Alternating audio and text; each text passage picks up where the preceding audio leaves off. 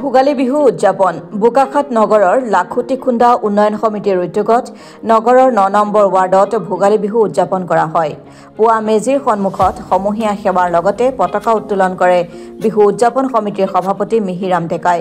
ইয়াৰ পিছত অৱসৰী ACS বিষয়া তুখেশ্বৰ মুক্তিয়াৰৰ সভাপতিত্বত হোৱা সভাত পৌৰপতি ৰত্নেশ্বৰ বৰুৱা, বোকাখাত প্ৰেছ ক্লাবৰ সভাপতি ভৱানন্দ কলিতা, বয়োজ্যেষ্ঠ নাগৰিক সোণেশ্বৰ শইকীয়া, JDAG কলেজৰ অৱসৰী অধ্যাপক ডক্টৰ অৰুণ বৰা, নিত্যানন্দ ডেকা, অধ্যাপক শশাংক ধবল শইকীয়া আদি উপস্থিত থাকে।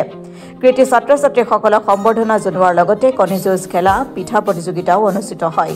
সম্পাদক বিকাশ বৰাই সকলোকে আদৰণি জনায়।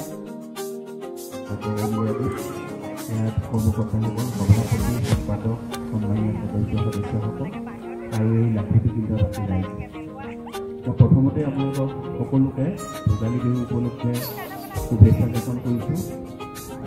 সকলোৱে যাতে শান্তিৰে সুখেৰে থাকক, ভাল হওক সেইটো কামনা কৰিছোঁ। আৰু আমাক ইয়ালৈ নিমন্ত্ৰণ কৰাৰ বাবে প্ৰথমেই মই ধন্যবাদ জ্ঞাপন কৰিছোঁ। সকলোৱে চিনি পাইছে, মোৰ নাম ভৱানন্দ কলিতা। মোৰ ঘৰ বোকাখাতৰ মিলনপুৰত সিফালে এই কলেজৰ ওচৰত ঘৰ। আমাৰ বোকাখাতখন সৰু ঠাই আৰু ইয়াত আপোনালোকে আজি যিটো বিহু পতাৰ আদৰ্শ দেখুৱাইছে সেইটো খুব ভাল হৈছে। আমাৰ সমাজখনত যি হৈছে ঐক্য আৰু সম্প্ৰীতি যিটো সেইটো অতি দৰকাৰী আৰু সেইটো আমি দেখা পাইছোঁ। এতিয়া এই সৰু কণ বয়সীয়া যুৱকসকলে এই পিতৃতুল্য ব্যক্তিগৰাকীক যি সন্মান যাচিলে এইটো এটা বহুত আদৰ্শ হৈছে। আৰু ইয়াত আমাৰ সকলোৱে মেজি পালন কৰিছে। বৰ্তমান যুগটো আধুনিক হৈ গৈছে, মানুহৰ সময় নাইকিয়া হৈ গৈছে। বোকাখাতখনৰ এখন নগৰৰ বতাহ লাগিছে। অন্য ঠাইত নগৰ যিহেতুকে ইয়াত মানুহৰ আগৰ যিটো একেখন একে ঠাইতে মানুহে পাতিছিলে তেনেকুৱা ধৰণৰ কমি গৈছে।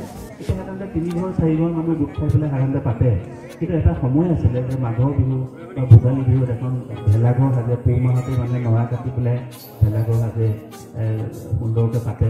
সেইবিলাক দিন গৈছেগৈ। তাত থাকি পেলাই ৰাতিপুৱা মেজি জ্বলায় বা বিভিন্ন যিখিনি আছিলে পৰম্পৰাখিনি সেইখিনি কিছু ক্ষেত্ৰত কমি গৈছে আৰু এইটো কমি যোৱাটো স্বাভাৱিক, কাৰণ সমাজখন তেনেধৰণে আগবাঢ়ি গৈছে।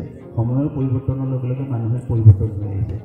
যি নহওক কিন্তু বিহুটো আমাৰ অসমীয়া মানুহৰ কাৰণে ভোগালী বিহুৰ যথেষ্ট গুৰুত্ব আছে। আমি আটাইকেইটা বিহু ভোগালী বিহুটো গুৰুত্ব দিওঁ। এটা সময় আছিলে মানুহৰ যিহেতুকে অসমত কৃষিজীৱী মানুহ, অসমীয়া মানুহখিনি কৃষিজীৱী আছিলে। সেই কৃষিজীৱী থাকোঁতে মানুহৰ যিটো পথাৰত ধান হয়, শস্য উৎপাদন হয়, তেতিয়া তেনেকুৱা চাকৰি বাকৰিবিলাক নাছিলে। ব্ৰিটিছৰ দিনৰ আগলৈকে চাকৰি বাকৰিৰ সংখ্যা খুব কম আছিলে।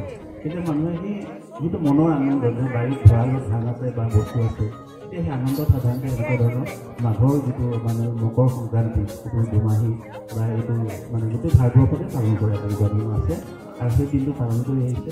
আৰু অতীতত আপোনালোকে সকলোৱে জানে যে অসমত আহোম ৰজাই যেতিয়া শাসন কৰিছিলে তেতিয়া ৰংঘৰৰ বাকৰিত এইবিলাক খেলা হৈছিলে। বিভিন্ন হাতী যুঁজ হৈছিলে, কণী যুঁজ হৈছিলে, ম'হৰ যুঁজ হৈছিলে। এনেকুৱাবিলাক বহুত বছৰ আগলৈকে ম'হৰ যুঁজবিলাক হৈছিলে। এনেকুৱা আহত গুৰি ক'ৰবাত ক'ৰবাত হৈছিলে। এতিয়া বিভিন্ন ধৰণৰ আইনো হৈ গ'ল যে জীৱ জন্তু খেলাবিলাক বন্ধ হয়। বুলবুলি চৰাই যুঁজ, যিটো হাজোত হয় মানে এইটো তেনেকুৱা ধৰণৰ হৈছে। এতিয়া কণী যুঁজটোহে আছে, বাকীবোৰ কিছুমান ৱাইল্ড লাইফ প্ৰটেকশ্যন এক্ট হৈ গ'ল, যিবিলাক বন্ধ কৰিছে বিভিন্ন কোৰ্টবিলাকে।